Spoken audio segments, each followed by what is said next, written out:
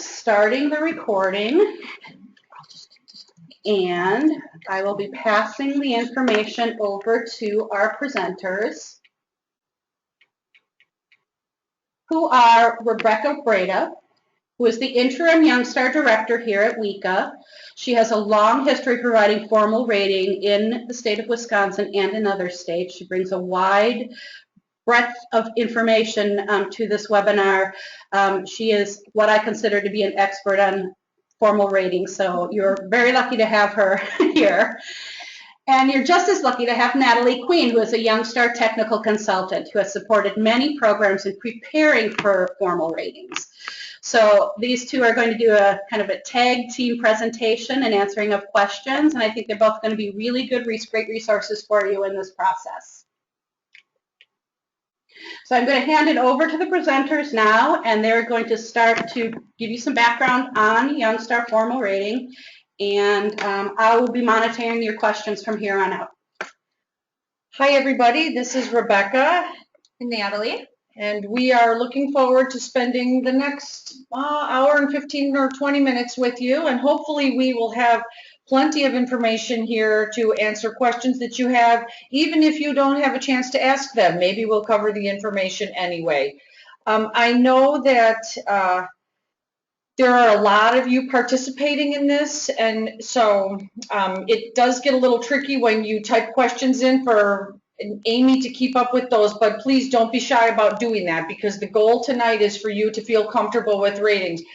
Originally, when we were planning this, it was preparing for formal rating only, but when Natalie and I were prepping and putting together our PowerPoint, we thought that it would be helpful to make this more about preparing for rating in general. So we're going to just do an overview first. That doesn't mean that you shouldn't interrupt with questions, but we're going to try to cover an awful lot of information, starting with the types of ratings, and then the process that you can expect. Some of you will already be familiar with this, but some of you less familiar. So what you can expect as you participate in Youngstar, beginning with turning in your application or your renewal and going through technical assistance, and then having a rating process. So you may or may not know that there are 3 types of ratings in Youngstar. The first one is automated. And programs that go through automated rating get one of 2 types, or one of 2 levels of rating. Automated ratings usually refer to providers or programs who choose to not have any on-site assistance and just want to have a 2-star rating and move ahead with, move on with their business and just keep doing their own thing. But automated ratings also apply to programs that go through accreditation. So generally speaking, a program that completes an automated rating is either 2 stars or 5 stars. The next type of rating is a technical rating, and I'll let Natalie give you a little bit of information about that. Technical rating would be done with a technical consultant, and this is for programs that are going for either a 2 or a 3-star. But usually are also using technical assistance to help them improve their program. There are minimum education requirements for each star level, so sometimes that can kind of dictate what type of rating you might go for, whether it be technical or formal. All right, and then finally there's a formal rating option. And the formal rating option, like Natalie said, there are different education requirements that for each of the different rating levels. And formal rating, one of the minimum requirements that must be met is that staff meet requirements for a minimum of 5 stars in order to even be eligible to go through the process. So even if you think, I'd like to try that and just get the experience of it, you're not technically eligible to go through that until staff meet the education requirements that DCF has established for that level of rating. A formal rating can result in a 3-star, 4-star, or 5-star rating, and it's most common that the result is 4 stars. I hope that if you have questions, like we said, you're going ahead and typing those in. We're going to move on to, here is the minimum points verification visit, and Natalie's going to talk you through this. This is what you would expect if you are preparing to go through a formal rating. At the pro verification visit, the TC is going to verify, first of all, that your staff education meet the 4 or 5-star minimums. If they don't, at that point, your TC will go ahead and do a technical rating. But if your staff education meets those minimum requirements, then they will also verify that you've completed your self-assessment, your quality improvement plan. They will go through your budget review, record keeping, and tax completion practices.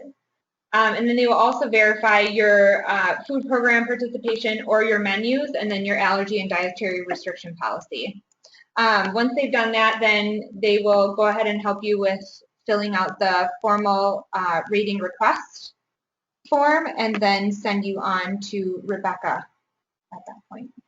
Yes, once the formal rating request has been completed, the technical consultant will take that back to the office and upload that document into our case management software system and inform me, Rebecca, that your program is ready to go through the formal rating process. And as soon as I've got, we have a formal rater with room in their caseload, your program will be assigned to a formal rater. During the formal rating process, the rater will verify that you meet these following requirements, and you will see these things are all required in order to move to either 4 or 5 stars.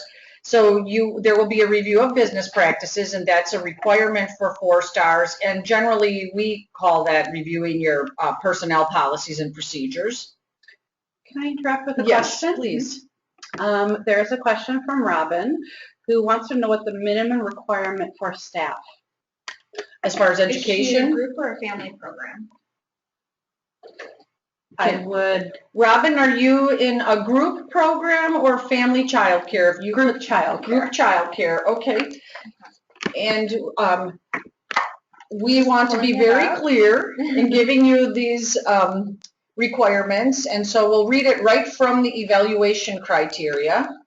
Okay, for a lead teacher, for a level 4, we would need 50% of classrooms at a level 9 on the registry and 50% at a level 7. For a level 5, we would need 100% of the classroom teachers to be at a level 12. Lead teachers. Lead teachers, correct.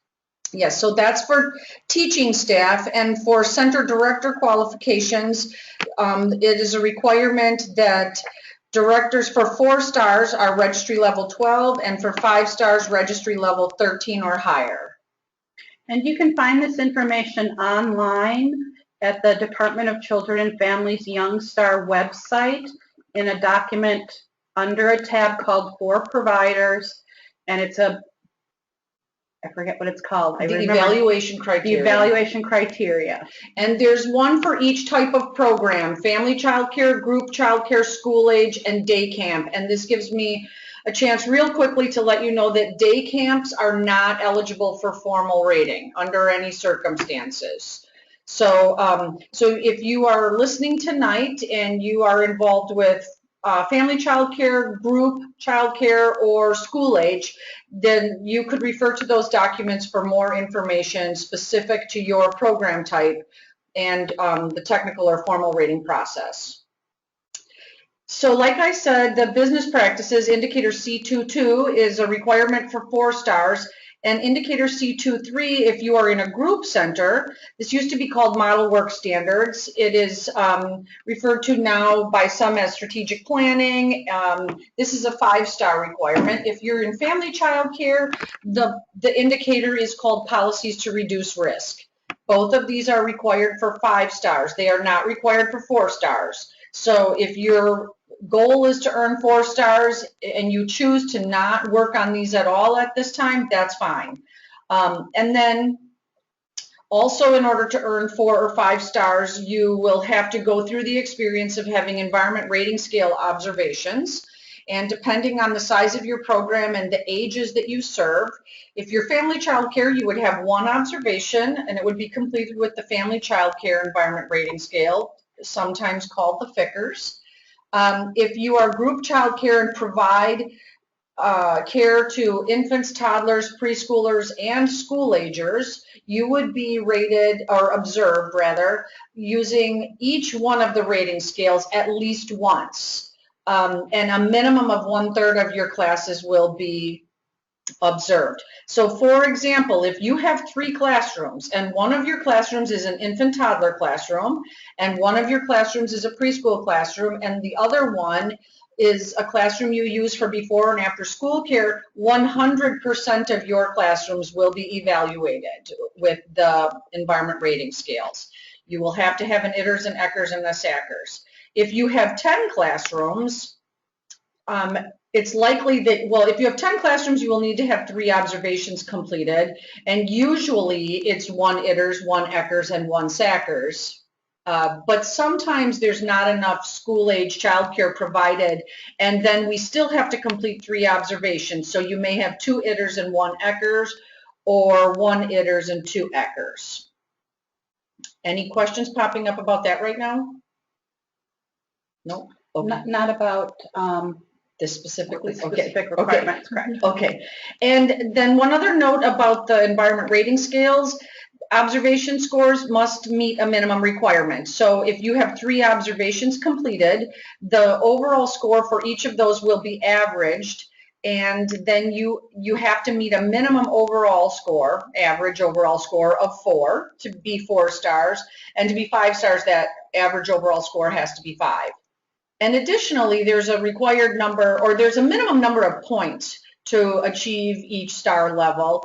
And so in order to be 4 stars, you have to have a minimum of 23 points and a minimum of 33 points to be 5 stars. And so usually it's a requirement that people complete some number of optional points in order to reach that. Okay, and Natalie's going to share some information with you right now about some of the new things involved in the 2016 evaluation criteria. So I just want to go over these new criteria points briefly, and some of you, if you're working with a consultant, may have started to go over these already. But this year in the 2016 criteria, there's a new point called developmentally appropriate practices, which is an optional point. The following elements are required in order to earn this point, and you would need to have all 5 elements in place in order to earn this point. First of all is a written philosophy included in the employee handbook and the parent handbook. That written philosophy needs to include how teachers teach and how children learn. Number 2, classroom staff provide care that is engaging, comforting, culturally sensitive, and compassionate. For formal rating programs, this will be observed by your formal rater during that observation. Programs that are not doing a formal rating, generally the technical consultant does not do observations, but because of this point, they now will observe your program. So it's not, similar to the ITERS, the ECHRS, FICRS. It's not a 3-hour observation, but they're definitely going to walk around, observe your staff to see if they're providing care that meets these requirements. Number 3, exploration and play for children is supported by the environment and the materials in the environment. You also want to make sure that the materials are accessible to children for this point.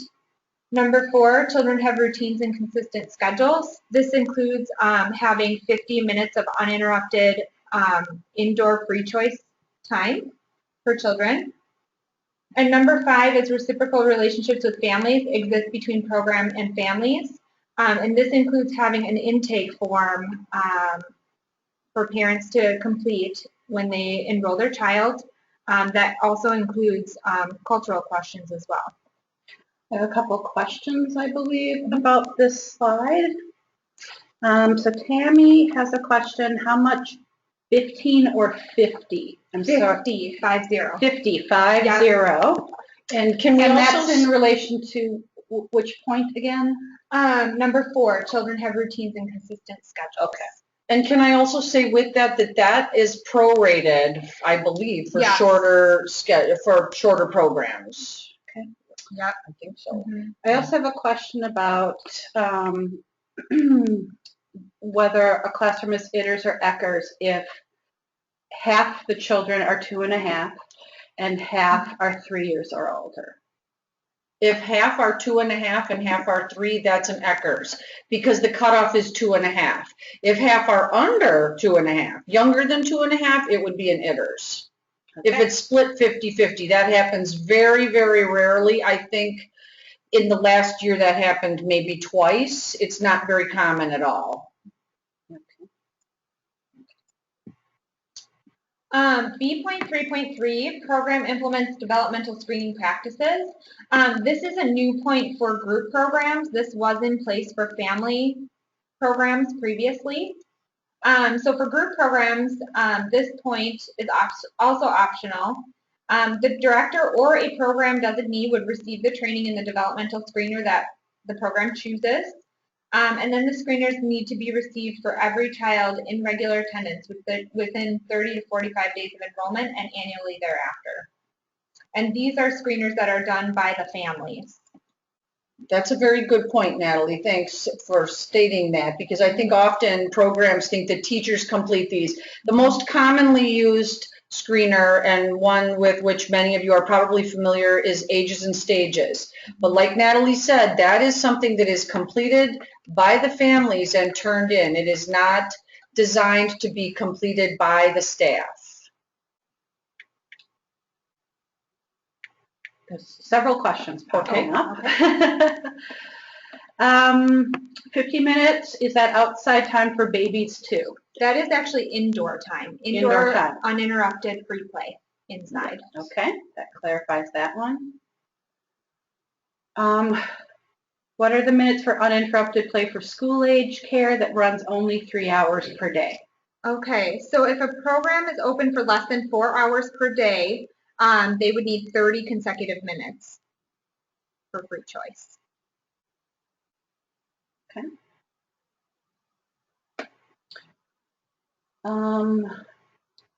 There is a question that reads, what type of cultural questions can be asked? That is a good question. We don't have specific questions that have to be asked.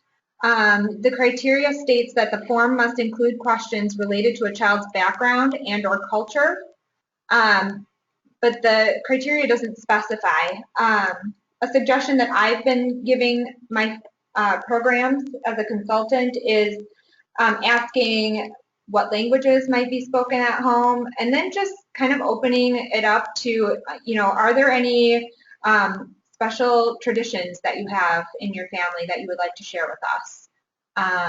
So keeping it really simple and open-ended so that families feel comfortable to share. Okay, and I just want to emphasize one more time that these are optional points. Both of these on this page are optional, and we're going to move to the next new development in the evaluation criteria. Amy, do we have? Oh, sorry. Need to return control to you. Okay, so this, and Natalie's going to give you an overview on this as well, but one thing that I want to highlight with this is that in 2016, so this full calendar year, this is optional. There are multiple points. You can earn up to 2 points for this, and right now this is totally optional. In 2017, this will be required. And you can see from the note on the slide that 3-star programs will be required to earn 1 point, and then in order to earn either a 4 or 5-star, you will be required to earn the 2 points. But this whole year, please don't panic about this, because it's a big change over last year. We've had family engagement in the evaluation criteria since the beginning, but all along there's only been 6 options or 6 ways to earn those 2 points, and now it's up to 40 plus. So I'm going to turn it over to Natalie quickly. Okay. In order to earn 1 point in this category, you would need to have documentation of meeting the requirements of 5 activities. You need to also, there are 5 categories and 2 tiers in each category, so this can get a little bit confusing. But for 1 point, you just need to hit 5 activities. And if you were earning the family engagement point previously, most likely you have multiple activities in this point because they were moved into the point as several of the 40 that are options. But you're going to see a lot of new things as well. In order to earn 2 points, you need to have at least 10 activities. At least 5 of them need to be from Tier B in 3 different categories. I want to go to the next slide because the thing that I want to talk to you about next is there is an opportunity.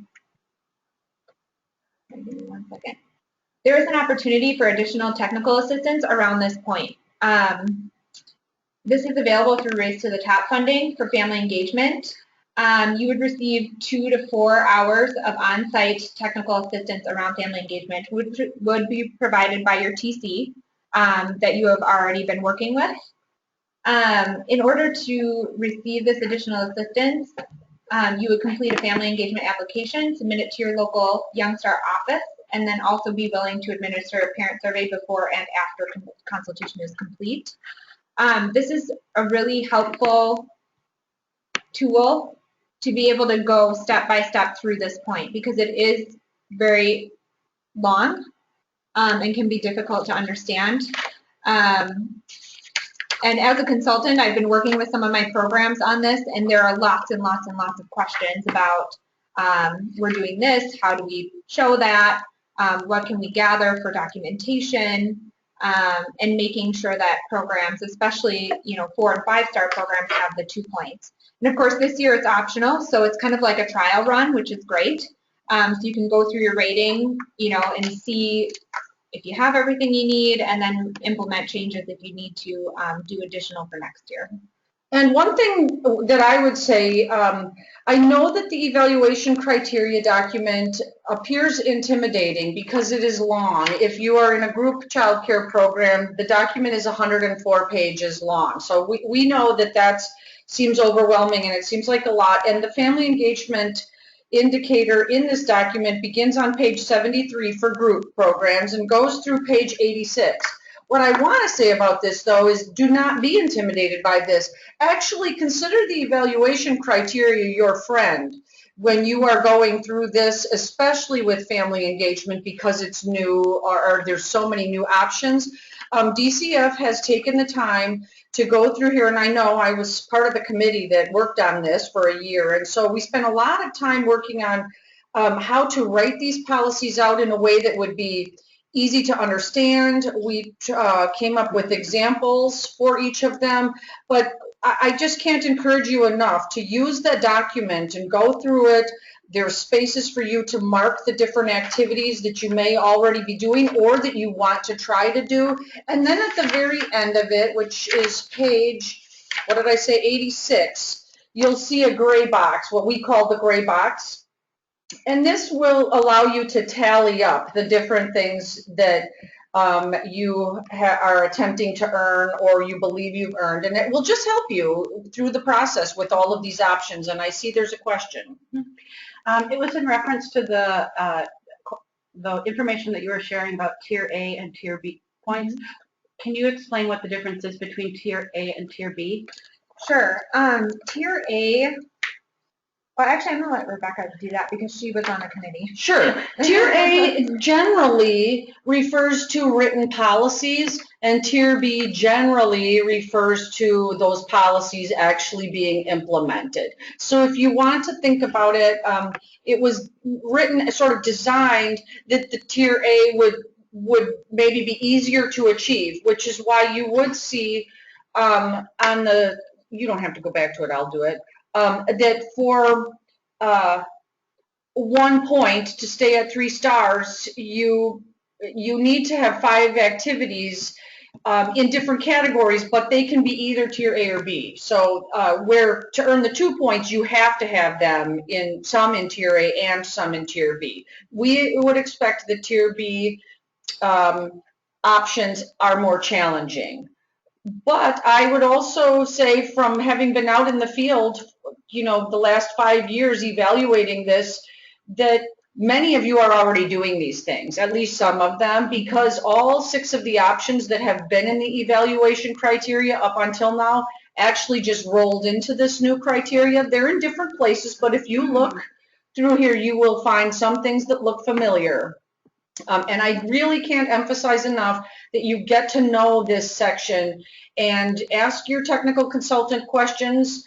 Ask them to help you feel comfortable with this, because this really, it is laid out pretty well and should help you as you decide how you're going to attempt to earn these points. And one other thing, when you're going through your rating, because there are 43 options here, that you can imagine that it would take a great deal of time for your rater to go through all 43 of those if you were trying to earn those. So the instructions that you will be given from your technical consultant is that you should identify 10 or so of these that you are trying to earn. And then the rater will look at those things. So let's say you're trying to earn 1 point, and so you know you need to complete 5 activities. My recommendation would be that you identify 7 of them that you're attempting, just in case any 1 or 2 may not actually meet the requirements, whatever you're doing.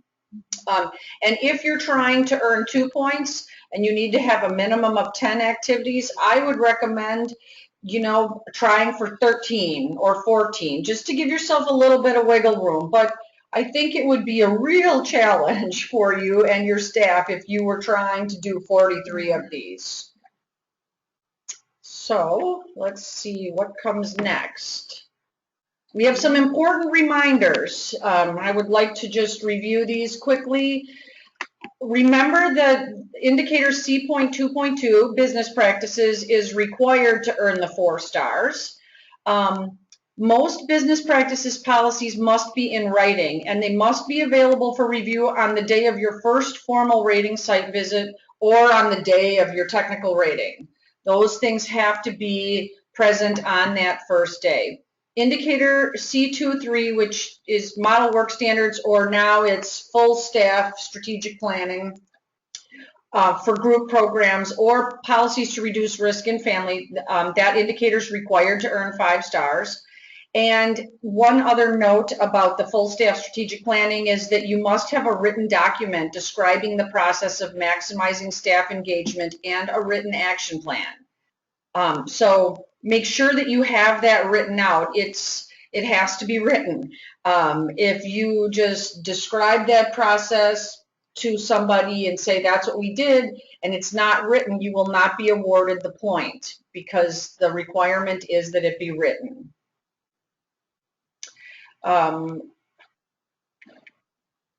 Okay, another thing that we want to remind you is that completing a technical rating does not guarantee 3 stars. If you complete a technical rating, you will earn 2 or 3 stars, and completing the formal rating process does not guarantee a 4 or 5 star rating. It is still possible to complete a formal rating and end up with 3 stars. So there's some website questions that I'm just going to kind of lump into one. There's questions about family engagement materials and then the point evaluation criteria. Mm-hmm. And so the website that it's available at, Rebecca, can you give that out? The Youngstar? The Youngstar website. Yes. I don't know the actual Youngstar address because I just have it bookmarked on my computer. But right. It's the Youngstar public website, and there are links near the top of that are for parents and for providers. It might just be dcf.youngstar.gov, something like that. Okay. Actually, if you Google Youngstar, it'll come up. Correct. It's usually the very first thing. But make sure that you click on the tab that says for providers. That tab will be across the top of the page, or like the top third anyway of the page. Once you click on that, it'll take you to another page, and then your menu will be down the left-hand side of the page. Mm-hmm. And you will want to go down the left-hand side of the page to find evaluation criteria and one of our point detail. One of our handy-dandy participants forwarded the link to me. Oh, thank you. dcf.wisconsin.gov/Youngstar. And then to find the point detail itself, then after Youngstar /point-detail.htm. I'm going to copy that, and I'm going to send it out to you right now through your questions link. It's going to take me a second to get to it. Thank you for sending that. We we don't realize how much a habit we have of just clicking on something. Honestly, Youngstar is, when I turn on my computer, that's my home page. So I never think about the address. Thank you for sending that and sharing that with your colleagues around the state. Okay. Any other questions right now? 2 pages back, what was that policy for the staff engagement? Okay, can we have the screen back here? Yep, Let me see. sorry. Nope, that's okay. Go 2 for it. pages back. 2 pages. This page or this page, maybe? Staff engagement. Not sure. Oh, here. Oh, I'm sorry. A written document describing the process of maximizing staff engagement. Okay, this is part of the full staff strategic planning point. Let me see. We used to call it model work standards. If you have been through formal rating before, that name may seem familiar to you. Okay, Natalie's going to find that for me so I can read the actual language right from the evaluation criteria for it. It tells us exactly what you have. Okay, so what we're looking for in making sure that the full staff is involved in this is that you would need to have an annual strategic planning process that usually there's a 1 to 2 hour meeting at least once a year. All staff, 75% of staff must be in attendance, a minimum of 75% of staff. All staff should be involved in identifying the needs and prioritizing those, and creating the goals, and also the action plan. And then the plan must be written out on page 65 of the group evaluation criteria. It says near the bottom of the page, is there a written action plan contributed to by all staff for the year that specifies 1 to 3 goals that the program will work on to improve the work environment and or working conditions? This is the written action plan, the written document that we have to see. The rater will have to see that document in order to give credit for this.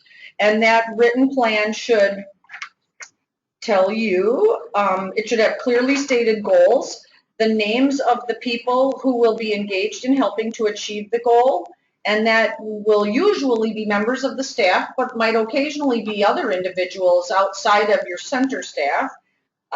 Specific steps that will be needed to achieve the goal, the timeline for achieving the goal, and then also a plan for how you will evaluate the progress on your goal.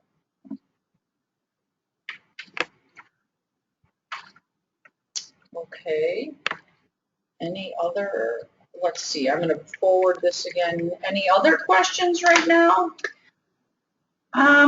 So these may be just a little all over the place because I think people came with some questions prior to what you've just gone through. Someone has previously had the question, my questions are on outdoor time. I understand the time required, but are children required to go outside for this time, or does it need to be offered?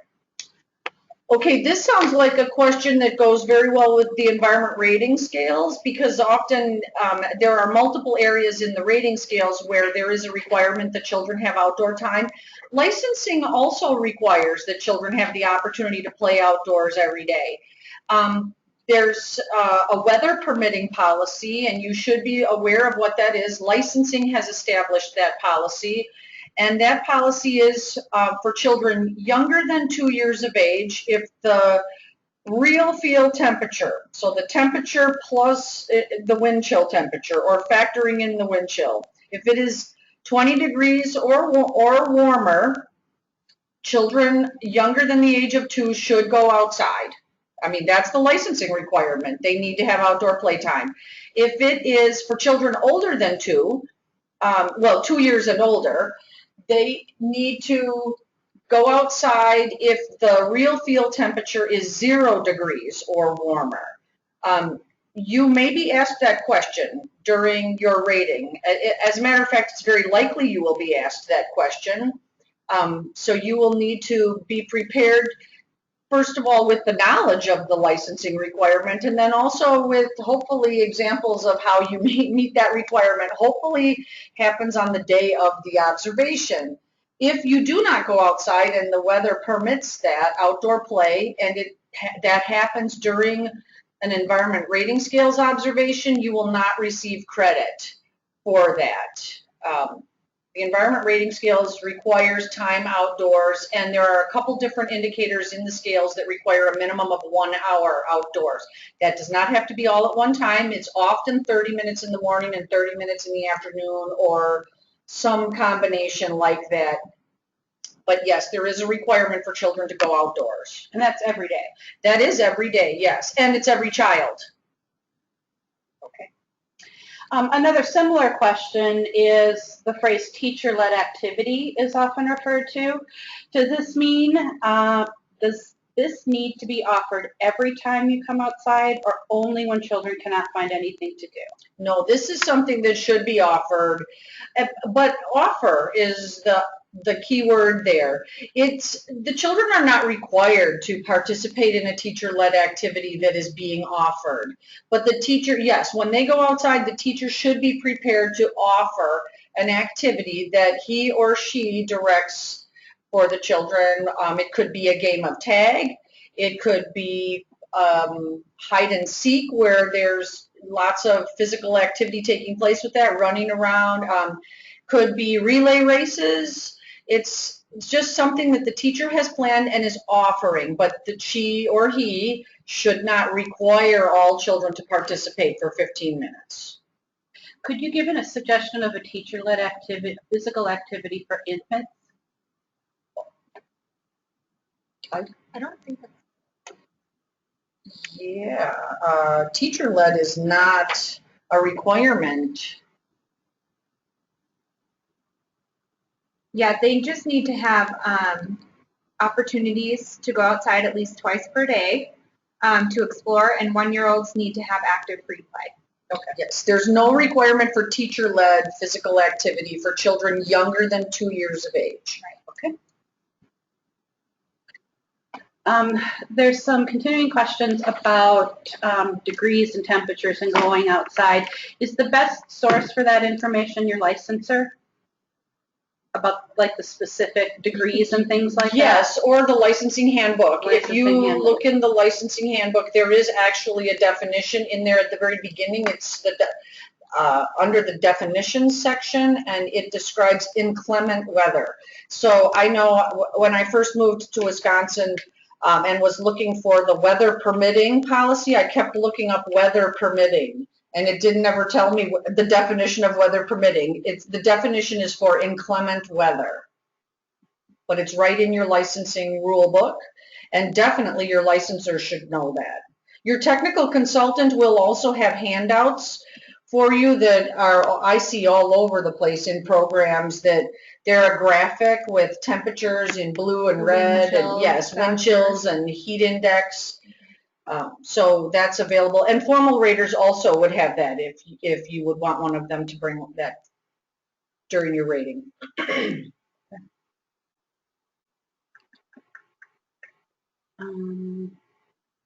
There's a question about, I'm sorry, I just need to interrupt and ask my presenters a question. Are your slides done, or do you have more slides? Oh, we have more slides. You have more slides, okay.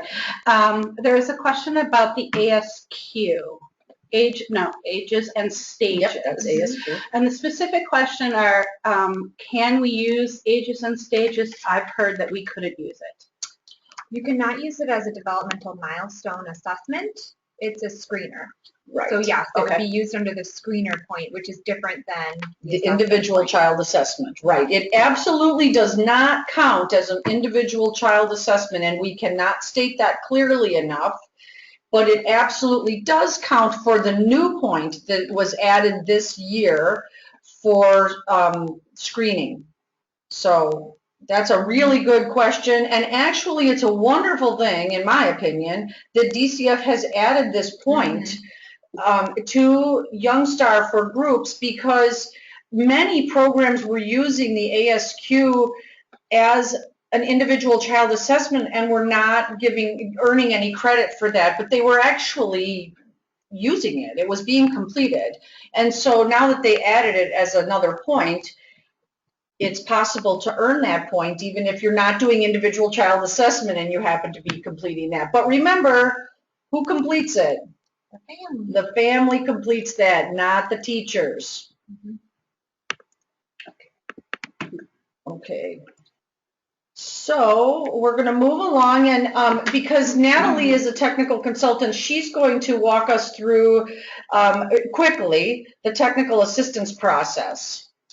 The first step for technical assistance is to submit your initial or renewal application to the local Youngstar office. Once this happens, a 20-week window for consulting services will be established by the Youngstar office, and your program will be assigned to a TC. The TC will contact you and set up the initial visit within a short period of time, usually a few days or a week. Technical assistance consists of up to 4 consultation sessions. These sessions are really, the consultant will bring materials to each session. There's certain amounts of paperwork that need to be done, but really these are times for you as the program to utilize this person to help you improve in your program and gain information on the criteria, gain understanding. So they really are your Youngstar resource or liaison. So they'll help you with working on quality improvement plans, assist with the registry program profile if needed, helping you understand the evaluation criteria and rating process, and understanding the documentation that is needed, and also assistance with microgrant funding. As part of the Youngstar process in working with a consultant, programs will also receive free professional development counseling. So within 4 weeks of your first initial visit with your consultant, you will receive a call from a professional development counselor who can help you with information on trainings. They can help you with TEACH. They can help you with gaining access to credit-based education if that's what you're looking for. You'll also get information on low-cost training and support. Any additional services like the Race to the Top consultation time, get information on that. And then also resources to help you improve the quality of your program.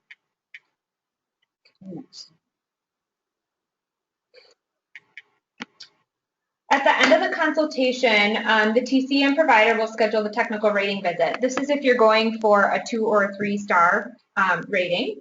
On the day of the rating, the TC will review all business and professional practices, paperwork, portfolios, and lesson plans. A typical technical rating will take about 1.5 hours to 3 hours, depending on how many points you choose to go for in the evaluation criteria. So this is really up to you which points you are interested in working to earn. You have to have your documentation ready for review or it will not be considered. So you will know ahead of time when your rating is, when it's a technical rating. It's an appointment that you and your consultant will make together. So please make sure you have your documentation ready and be prepared. Once the rating is complete, the rating score sheet is reviewed with you and checked for accuracy. Both the provider and the TC will sign and date the score sheet. A copy is provided to you if you request, and the TC will answer any questions related to the rating at that point.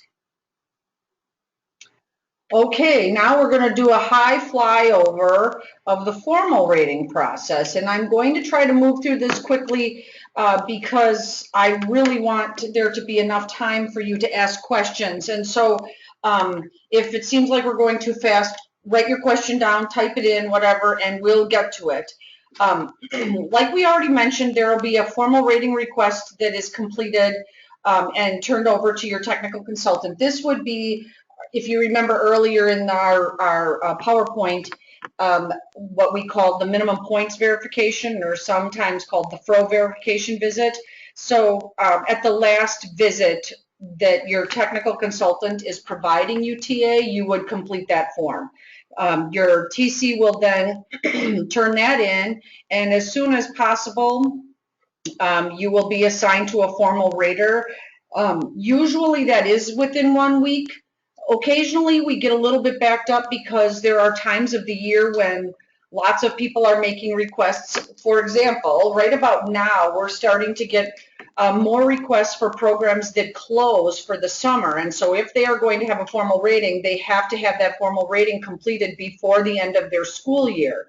And so they are advised to get their requests in as soon as possible so that we have until the first week of June or whatever your end date is to get those finished.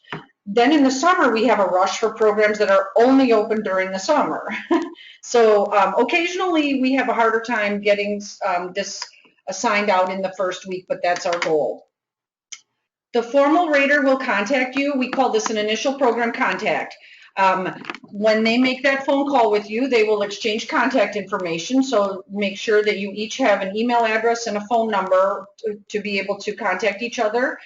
You will have the observation window set. That will be 4 consecutive weeks, starting on a Monday, ending on a Friday. That window doesn't ever start in the middle of the week. It's always Monday to Friday, 4 consecutive weeks. You have the opportunity to select up to 5 blackout dates. You are not required to use those, but you may use those, and that's 5, which if you think about that, out of 4 weeks, that's 1 whole week out of there that if you have other conflicts, you can black out. Your formal rater will discuss your daily and weekly schedule so that they have a sense of what's going on at what time of day. They'll confirm with you the version of the evaluation criteria that will be used. This time of year, it changes from one program to another because it's based on your anniversary date. So if your anniversary date was in December, you will still be reviewed right now with or rated with the 2015 evaluation criteria. If your anniversary date was anytime after January 1st, you are being evaluated with the 2016 criteria. And then your formal rater will also review the whole formal rating process with you and answer any questions you might have. Here's what you can expect on your observation day. If you are a larger program or a program where you need to have multiple observations, you will see you can expect this on multiple days. When the rater arrives, there will be a very brief interview before the observation begins. It can be 5 to 10 minutes. There will be a few observation-related questions, things like how many children are enrolled, what's your licensing capacity for this classroom. There will be the selection, the random selection of the room that will be observed. Then there will be a minimum of a 3-hour observation using the appropriate rating scale. Programs must provide a minimum of 2 consecutive hours of childcare to be eligible. So if you have a room that's only open for an hour and a half, that room would not be included in the mix when selecting rooms for observation. But this does allow programs that only offer like maybe a 2-hour preschool program 2 or 3 days a week to still be eligible to earn 4 or 5 stars. After the observation, which like we said is a minimum of 3 hours, there will be an interview of the provider in a family child care home or the lead teacher. And that interview typically takes 15 to 30 minutes. Occasionally it can be longer, but usually it's 15 to 30 minutes. And then following that is what Natalie already referenced in a TR, where it's the review of all the business and professional practices, paperwork, portfolios, lesson plans. That's typically done with the center director in family child care. It's done with the provider. If you're a group program and much of this is done with the director, there will also be an opportunity for lead teachers whose portfolios and lesson plans are being reviewed to come in and talk to the rater and explain their system for that. So again, this typically takes 1.5 to 3 hours, but in very large programs may take longer. Okay, next. All right, that's okay. After the observations are completed, your formal rater will go someplace, usually home, and complete all their scoring and write a narrative report. The narrative reports are submitted to a supervisor who edits, every one of the reports are edited for readability and accuracy and scoring. And after they have been approved, they are emailed to the program or provider and to the formal rater. And also we have recently in the last several months started including the technical consultant on that as well. So that they are aware, first of all, of how you did after they just spent a few months working with you, but also so that they can be prepared to join your formal rater at the final consultation, if you would like that. That is not a requirement, but formal raters will invite all technical consultants to those consultations if the program has indicated that they would welcome that. So there's that. The formal rating process seems very long, doesn't it? During the final consultation, your rater will bring a point detail report and review all of the points that you earned over the course of your rating. That would include education and training points, any points for child outcomes documentation like lesson plans and portfolios. The ASQ is evaluated here, and individual child assessments, any points for business and professional practices, and those physical activity points. They will be able to answer questions related to the observations that were completed and provide recommendations and resources as requested. Now, I would strongly encourage all programs and providers to have their TC present at this consultation, if at all possible. We do recognize that it presents a bit of a schedule challenge for both the formal rater and the TC to coordinate this, but both of those individuals who are doing rating and technical assistance for you have indicated that it is exceedingly helpful if they can be at this consultation together, because this can serve as a starting point for your next round of technical assistance services when you turn in your renewal for your next round of Youngstar services.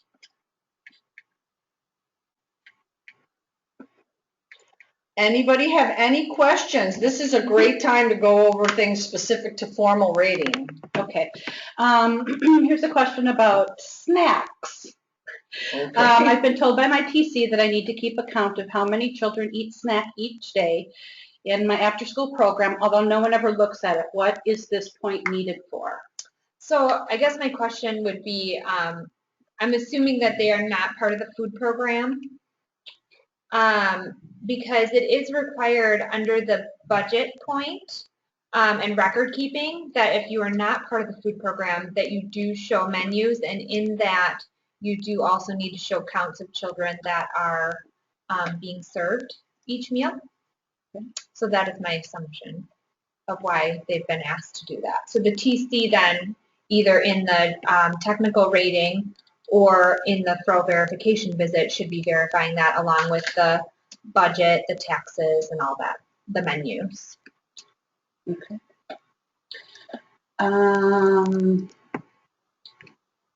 There is a question about lesson plans. Are lesson plans required for infants? Yes, they are if you want to earn the curriculum alignment point, but that doesn't mean that they're going to look like lesson plans that you would write for a 4-year-old or a 5-year-old or a 9-year-old. So the evaluation criteria will have some information in it that will help you as you work on that process. Also, if you have completed the early learning standards training, Wisconsin Model Early Learning Standards training, that is something that would be reviewed with your trainer during that training process as well, appropriate planning for children at all age levels. If you have completed that, you should have the early learning standards book that came with that, and you can look at the continuum. What do they call that in that book, Natalie? Do you remember? The developmental continuum that's in there for ideas about what children should be doing at certain ages or what's typical, and that will help you identify goals that would be appropriate for children at those very young ages. The other thing I want to point out about that point, and correct me if I'm wrong, Rebecca, but it requires that you have the last 4 weeks of lesson plans. However, it doesn't require that you have 4 lesson plans. So for this point, you know, in an infant classroom, you may choose to do a lesson plan every 2 weeks or something like that, which can sometimes be more appropriate for that age, is to work on some of those activities a little bit longer.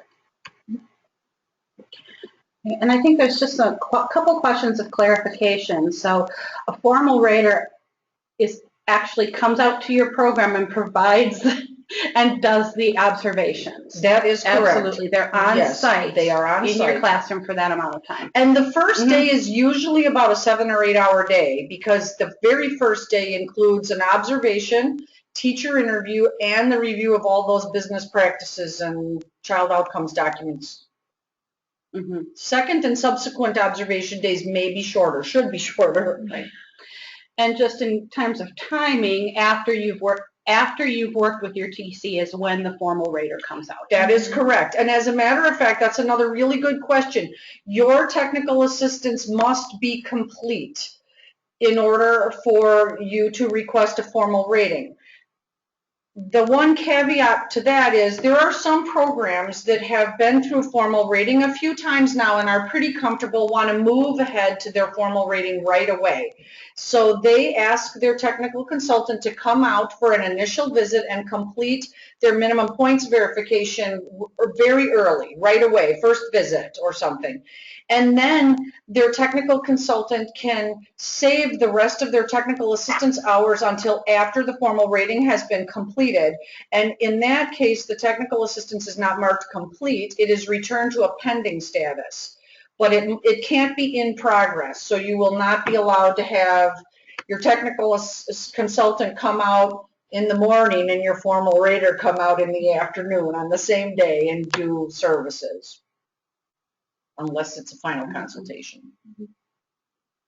Just a comment, somebody commented that they just learned that they could invite their technical consultant to visit to the final consult, Yes. and thought that was a really great idea, and they're excited to learn that. Good. We are really excited about that too. That's actually one of our goals for this year as a formal rating team.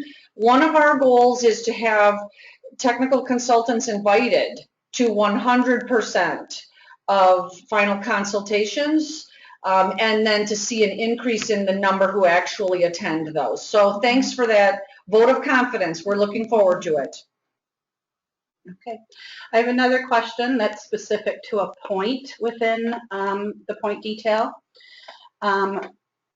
So it says, does having a Facebook account where parents could view pictures and see announcements about the program count as one of the 3 types of communication with families under C5.4? It does. I just Absolutely, want to find which one. yes. Let's see. Well, maybe this is probably the 2015 criteria. Well, it's also in 2016. So under Family Support Strategies Tier A, the program supports families in contributing. So the families can contribute to the Facebook page, and you can get credit for that. So that is A.4 under Family Support Strategies. They can also get credit if they're posting information, and I just want to find that state. Sorry, there's 43 activities that I'm looking through here. Real quick. It's under family communication. You said C5.4. Does that help you? Well, that's in 2015, so that's what I'm pulling up right now. Yeah. In 2015, C5.4 reads frequent, ongoing, regular communication between staff and families. And yes, we give credit for this. I know as a formal rater, I give credit for Facebook, I give credit for text messages, and then very obvious things like newsletters and emails, phone call logs, anything that you can document. Please remember though that it has to be documented. So usually if you are going to tell your rater that you're using email, then we would ask that you print out a couple emails. If you're using text messages, I've had providers and directors and teachers show me the text message on their phone. If you're using newsletters, that's easy, and notes home, the daily note that goes home for infants very commonly.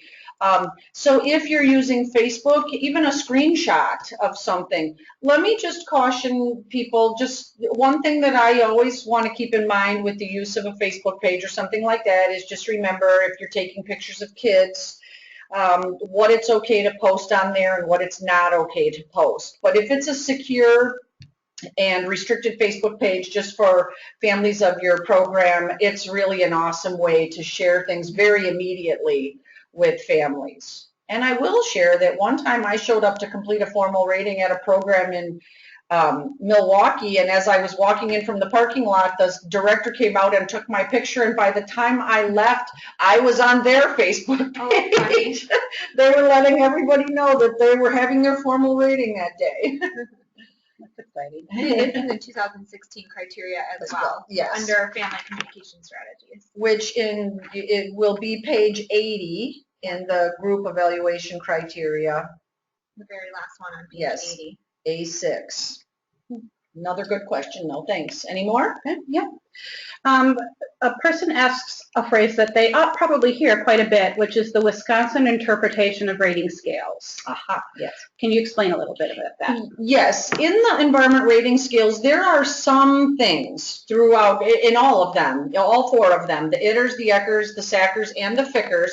Each one of them has more than one thing that the state of Wisconsin has determined, DCF has determined, is questionable or in conflict with our licensing requirements. And so in order for programs to do what they are required to do for licensing and not be penalized in the rating scales, DCF has written several Wisconsin interpretations that apply to those specific things throughout the scales, and those basically create an exemption for some of those things. For example, in all of the rating scales, there is a Wisconsin interpretation that says that if the ground is frozen, because we have long, cold winters here and the ground freezes like cement, and children are not allowed to play on climbing equipment outdoors that has a fall height greater than 18 inches, then during the time that the ground is frozen and the children are not permitted to use the equipment, insufficient cushioning will not be cited as a safety hazard. That doesn't mean that there aren't other safety hazards in the outdoor play space, but for sure, that's one Wisconsin interpretation. Trying to think of other things. If you are very, very familiar with the environment rating scales, you will know that at one point it was permissible for people to use hand sanitizer, and the state of Wisconsin says, no, no, no, that is absolutely not permissible. That's a licensing violation. And so we have put that into our Wisconsin interpretations, that even though it might be allowed by the environment rating scales, it is absolutely not okay, because it would literally put you out of compliance on that point with licensing. Another thing is a fence height. Well, there is no Wisconsin interpretation for that, but the fence does need to be 48 inches high, and it's something that programs or raters will measure because licensing requires that. And if it doesn't meet the 48 inches, even if there's snow, which is part of an interpretation that makes the fence shorter, it's the responsibility of the program to remove that snow. This is by the same person, so I'm assuming it's a follow-up to that question. Can you give an example of the infants having blankets? I know that some centers say that they cannot have blankets or swaddle sacks or sleep sacks, but then if they don't use anything, it would be in violation of the rule. Okay, and this is a really good question, because very recently there has been basically a correction to the Wisconsin interpretation and the scoring of this. So a couple of years ago, the interpretation of the Wisconsin licensing rule was understood to be that Blankets were also required for infants. I mean, were absolutely required. So they were required for all children, and they were required for infants, and they had to be tucked on 3 sides, not anywhere near the baby's face.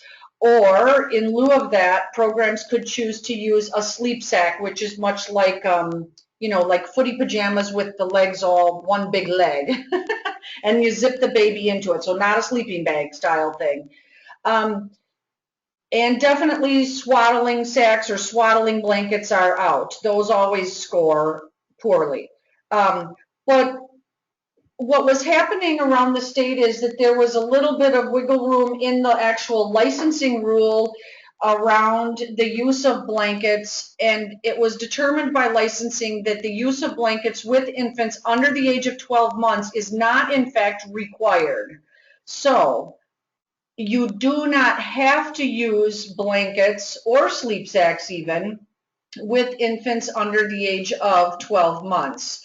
If you choose to use a blanket, the blanket must be tucked in tightly on 3 sides, and it must be kept away from the baby's face. And if the baby moves around and pulls the blanket out while sleeping, then it is the responsibility of the teacher or the provider to make sure that the blanket stays away from the baby's face during their nap time. Of course, an easy solution for that is still the use of a sleep sack. For children over 12 months, a blanket is required, but it's not required for children under 12 months, not anymore. And yes, I as a formal rater, I will apologize for that confusion, because that has been a difficult change for all of us to really understand as it's happened over the few years. It's been clear and then it's been unclear. So I want to clarify as best I can.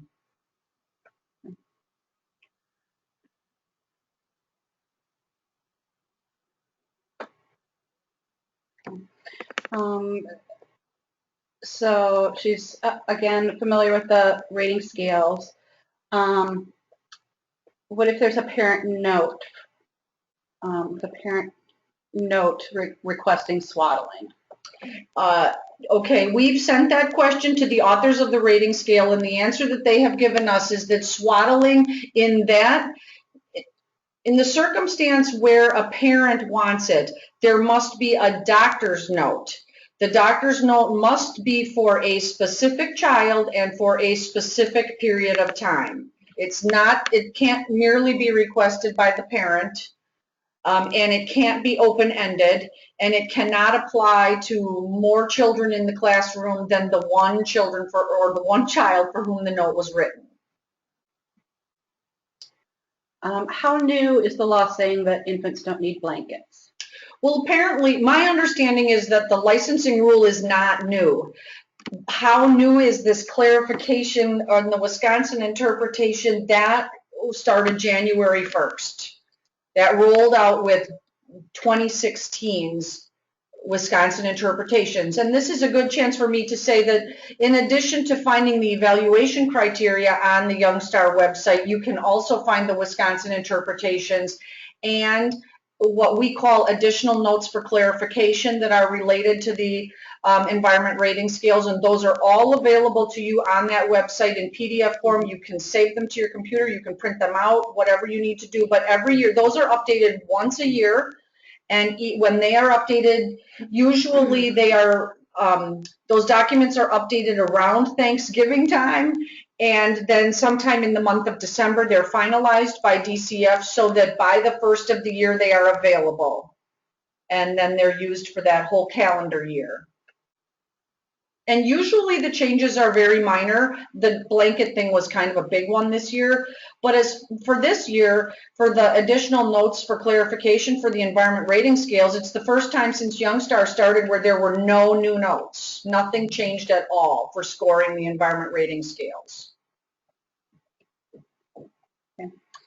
Somebody's asking a question about bouncy chairs. Mm-hmm. Does that apply to children sleeping in bouncy chairs? Yes, if a child is going to sleep in a bouncy seat, there has to be a doctor's note for that, and it applies only to that child. A bouncy seat or a swing or any of those types of pieces of equipment are considered shared by other children. Typically, we see more than one child rotated through a swing or a bouncy seat. And so one of the things we score for sleeping children is that they do not sleep on a shared sleep surface, and that's how that is factored in there.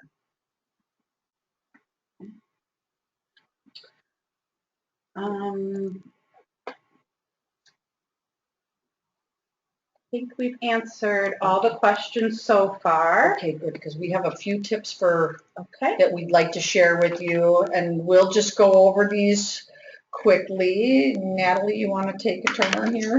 Some tips for success in your formal rating or your rating in general is to become familiar with the evaluation criteria document. That is, I always tell my programs, the test before the test. So there should be nothing that's a surprise. It's all in there. It's very clear on what documentation you need to have.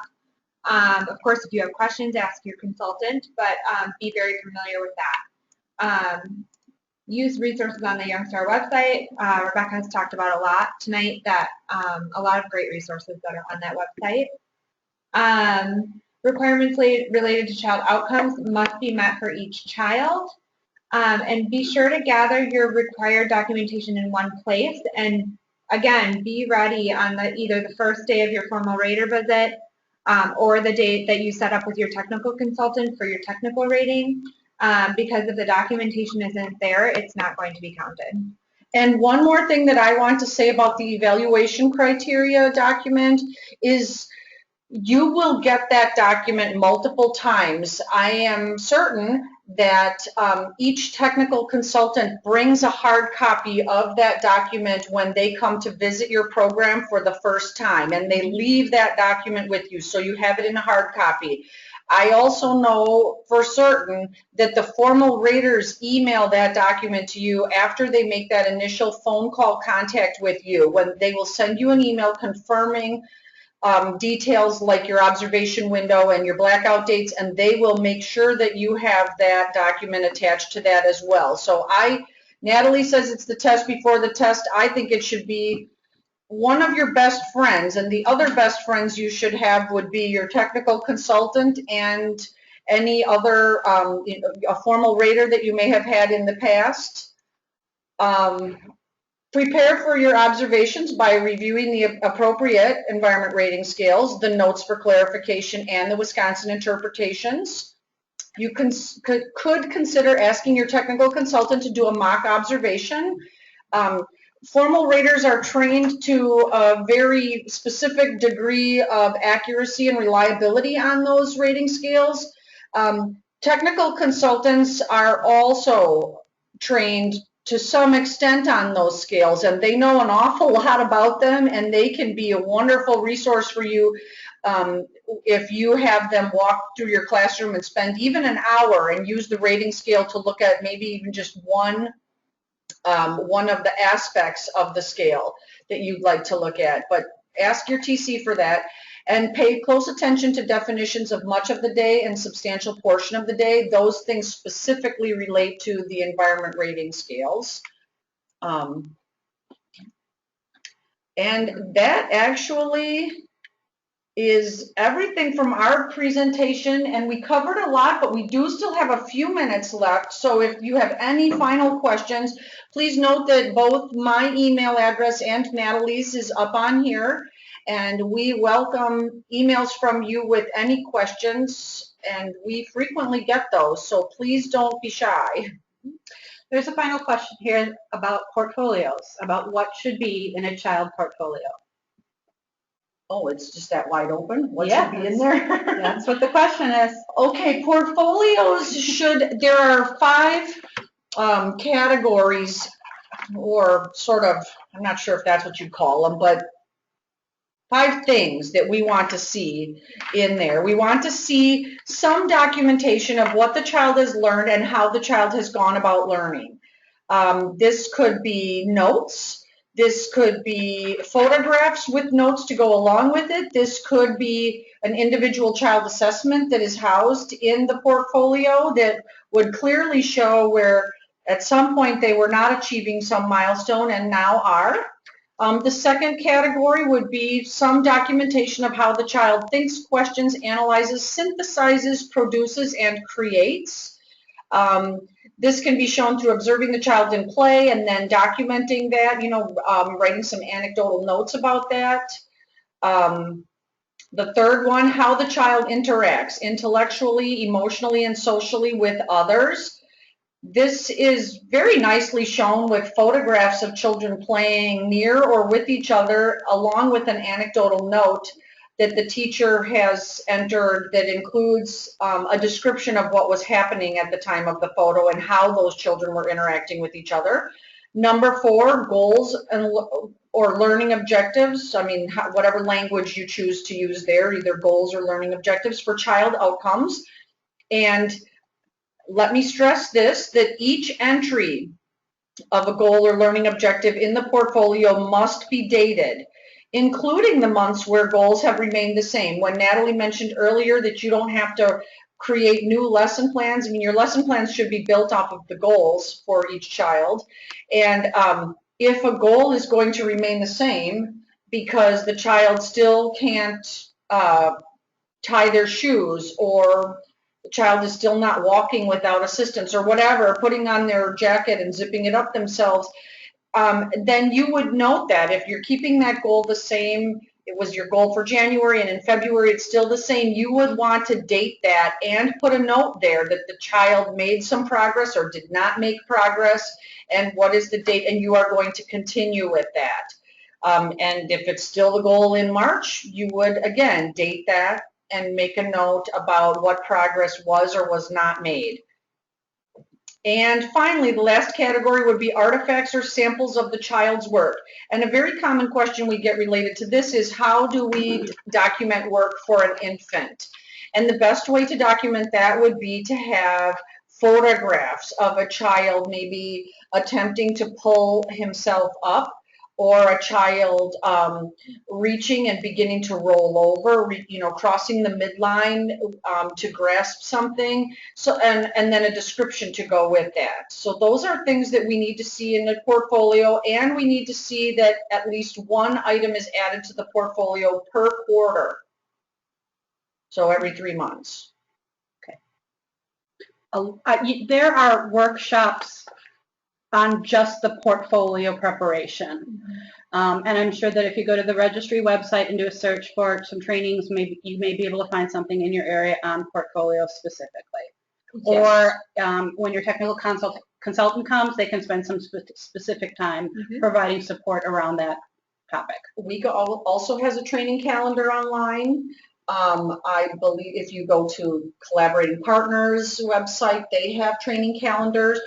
Online, 4C Madison I know does. I know 4C Milwaukee has a training calendar online, and I am sure that the CCR&Rs regionally also put training calendars up for your specific area. Okay. So I want to be respectful of people's time tonight and just acknowledge that we're a couple minutes from 8 o'clock.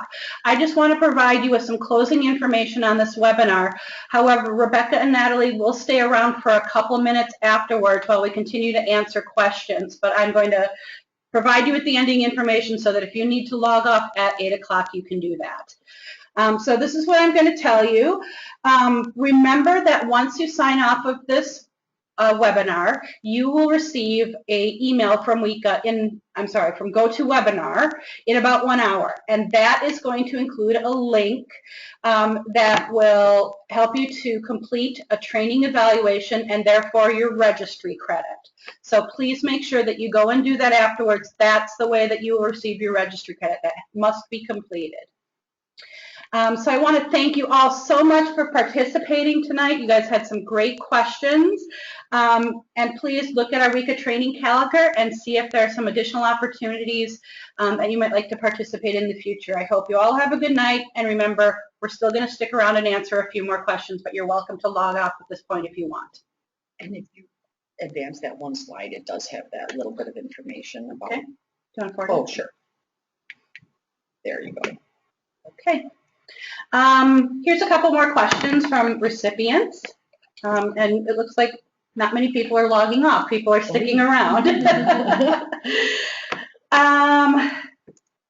So in a portfolio, how many goals does a child need to have? Do you need one for each domain? No, you do not need a goal for each domain. You need one goal for each child. Per month. Right, but it can be the same goal if the child has not accomplished what you set out to do.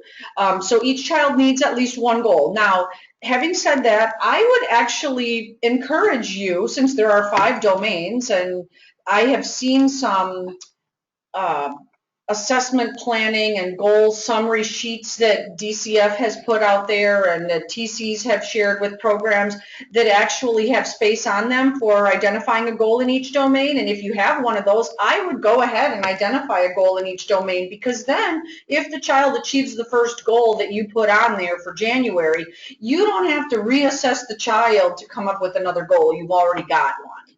So, I mean, that would be my practice if I was doing it, but it's not required. And can more than one child in a class have the same goal? Yes. Yep. Definitely can, it's all based on the assessment of each individual child. So if multiple children are needing similar learning objectives, then absolutely they can have the same.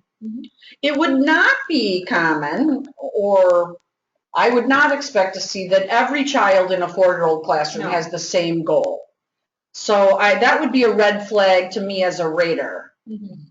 And the goals do need to be linked to the individual assessments or to something. I mean, it needs to be linked to something. So it wouldn't be fair to just make up a goal and not be able to say why you came up with that goal. That's where the assessment helps a great deal. I'm asking some questions, and just like probably many of you do, there's some blur between what are licensing regulations and what are Young Star requirements for certain points. And so I'm going to ask these questions, and if any of those fall in that realm and are licensing requirements, maybe you want to steer us those directions. Okay. Yeah. So question is about height chairs. When children are in height chairs eating and you have to change a diaper, can you have the children in the height chair while you change a diaper if you're the single teacher in a room by yourself? You can.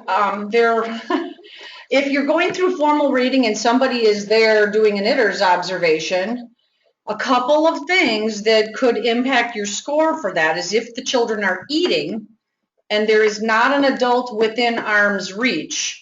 So if the children have food on their tray and you step away to change a child's diaper, you presumably will not be within arm's reach, and then that will have a negative impact on your score for supervision of the children who are eating.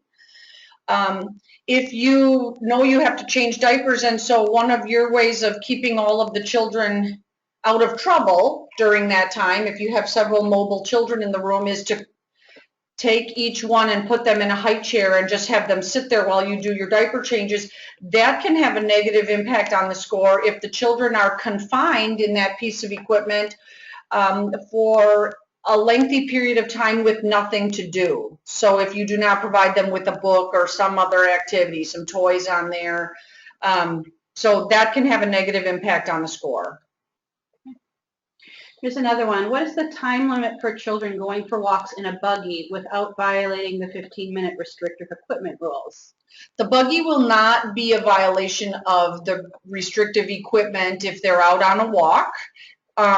It would be. I did an observation one time where a child was put into a stroller and pushed out onto the playground, and all of the mobile children played on the playground for 30 or 35 minutes, and that child remained in the stroller the entire time. That is when I would consider the stroller to be a piece of restrictive equipment, because all of the other children are involved in active physical play. Now, the authors of the rating scale say that if the walk lasts longer than 20 minutes, then it will have a negative impact on the score for active physical play, for children being permitted to engage in active physical play. But the 15 minutes in a piece of restrictive equipment is Young Star. 20 minutes is environment rating scales. Sometimes they overlap, but they are technically different.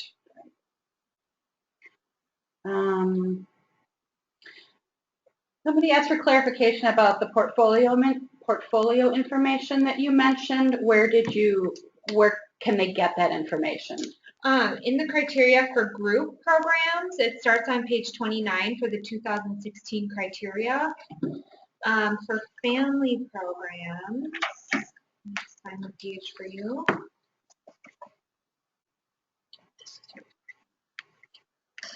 For family programs, it starts on page 21 of the 2016 criteria. Okay. I think we've covered about everything that I've seen. So at this point, I'm going to end our webinar from our side.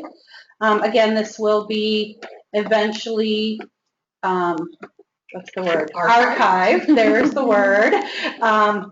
And please take advantage of Rebecca and Natalie providing their email address to you in the last couple slides. They're more than willing to answer questions that you can provide to them. And one final thing is that we will send this PowerPoint, the slides, to the participants. Anybody who registered will receive this by email in the coming days. So you will have this information, including our email addresses and our crazy pictures.